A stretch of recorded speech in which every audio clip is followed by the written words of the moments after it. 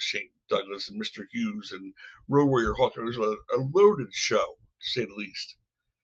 And I was getting inundated by not only the sound guy and the music guy and the lighting guy and the ticket person and now all the boys. Well, I don't want to do a job for everybody who had another. Let's get the new promoter out here. Listen, how about this? How about I go over and then after that he can get his seat? How about this? Yeah. I go, guys, are you kidding me? You're killing me here. Like I couldn't breathe. And then Paul came over and he said, "What's the matter, buddy?" I said, "Oh, these guys are making me nuts." I go, "I don't know how people do this, for a living. These people are insane, like little kids." He said, "Let me help you out tonight. I'll take it. I'll take that off your hands.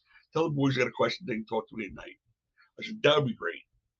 And from that point on, he basically took over as the role of booker. Hmm. Not right away, but the shows were already written out as of the next two actually after that. But he became more and more helpful to me, all the while me thinking he's leaving. So no harm, no foul. Until Paul being Paul, one day he said to me, he goes, "Todd, you know what? Fuck Jim Crockett. I'm staying here with ECW, man. I love what I'm doing. I love what we're doing. I'm staying with you." Of course, Crockett already said he wasn't going to do any more shows. Like a week before that, he had already pulled out completely. but that's Paul, Yeah. Fuck him. Fuck that Crockett, man. I'm staying with you. You and me together. I said, "Oh, okay, sure." But nonetheless, it was a great team. So we worked really well together. We had the same sense of humor and the same, and a lot of what we did used to do back, especially if it was humor for the Mm. Public Enemy to different BWO, whatever it may have been. We had the Dudleys. My God, everything was humor back then. In addition to all the hardcore stuff and the great wrestling of these people like yourself and Malenko and Guerrero, and we had a little bit of everything, which was what made Yeah. the show so good. Instead of all one thing, people think, "Oh, the hardcore. It's all I do is hardcore, blood and guts." That was not all we did. No. That was part of what we did. We gave everything, and if we liked it, the audience liked it. That's how I always judged everything I did there. If something I wanted to see, I've heard people who like that kind of stuff will want to see it too.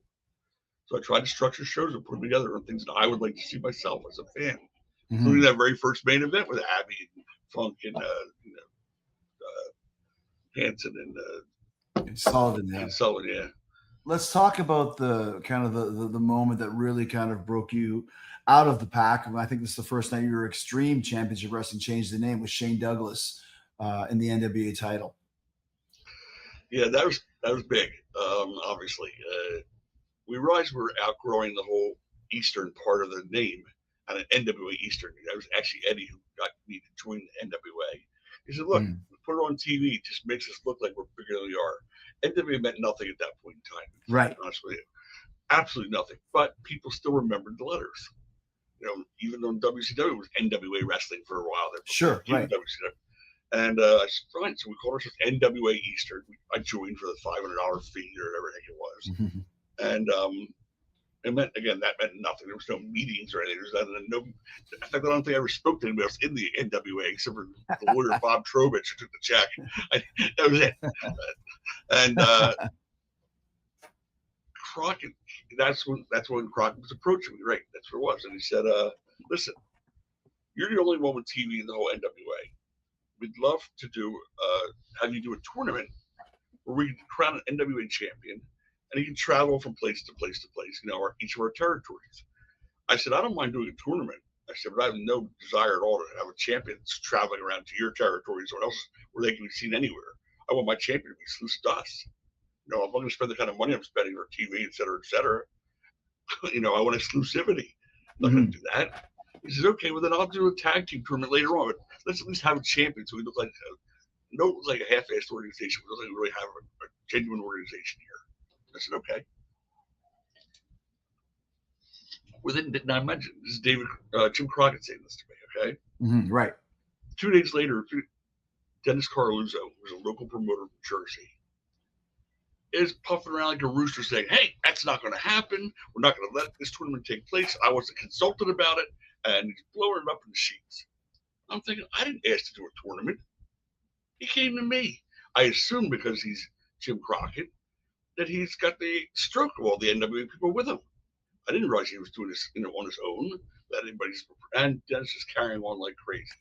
we've been having problems with this guy now since day one, because he was a local promoter in Jersey. He was already in existence before I came along, and he was very jealous of our success. And he spent all the time, like, he would, call the fire marshal and try to get him to show up at our shows and make sure we weren't had too many people there. He would, oh yeah, he would send tapes of our show to churches and places where we were planning to run shows. So here's what you're getting in your building, And they were wow. some of them, oh yeah, some of them were canceling out on us. That they're, I remember Cactus Jack once getting out of my car and going to a phone booth, because they still had phone booths then, calling Carluzzo up, and for him to spend a dime, that had to be something that was important to him, because he go in his pocket that he's late. And he called up Carluzzo and he ripped him a new asshole. He said, "You're taking food out of my kids' mouths. Don't you ever fucking talk to me again if you're gonna go and try to put us out of business like that." We caught him one night unscrewing valves on tires at the arena parking lot of the fans' cars.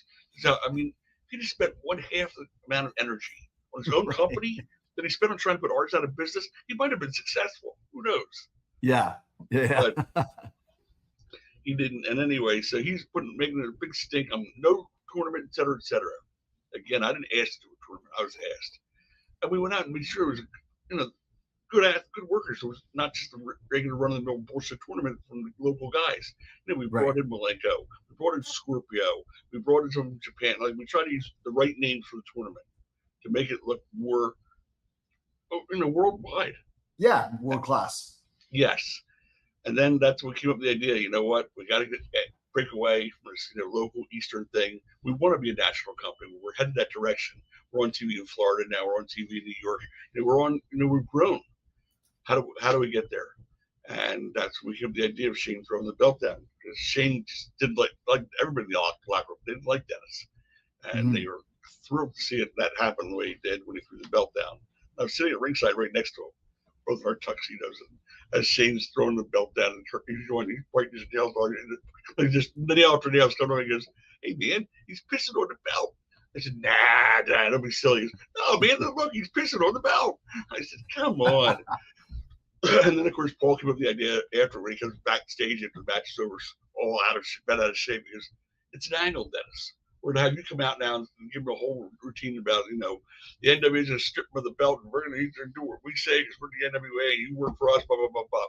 They had no idea, and he came out there and he cut that promo, and he left that night feeling like $1 million. And of course, when he left, and I cut the promo saying, "Yeah, we're done with the NWA. Hey, thanks for having us. Now we're gonna be extreme." And he was at home watching it 4 days later. The first time he saw it, he was bringing back his mouth, on the ground. Like, what? So that was it. And then we became extreme, and that's a good way to go, extreme, honestly. And it was one of the most talked about things in the entire business, even in the history of the business, to this day. My only concern in doing it, oddly enough, was Terry Funk, because I didn't want him to ever feel like I was disrespecting him. Oh, right. Terry's a former NWA champion, of course. Yeah, and he, to me, he's like the most important guy ever to come through those doors. More important than Paul, more important than Eddie, more important than anybody else that came through those doors with Terry Funk. Why do you say that? Credibility. He gave us the credibility no one else could have given us. Mm-hmm. And he made sure everybody he worked with became a star. Mm-hmm. Without him, Shane Douglas does not become a star. Without him, Sabu doesn't. Public Enemy doesn't. He worked each one of those programs and built those guys up. And, he's so generous and so giving, and just a great guy to have around. True gentleman. It was hard to believe, but yep, he's a true gentleman.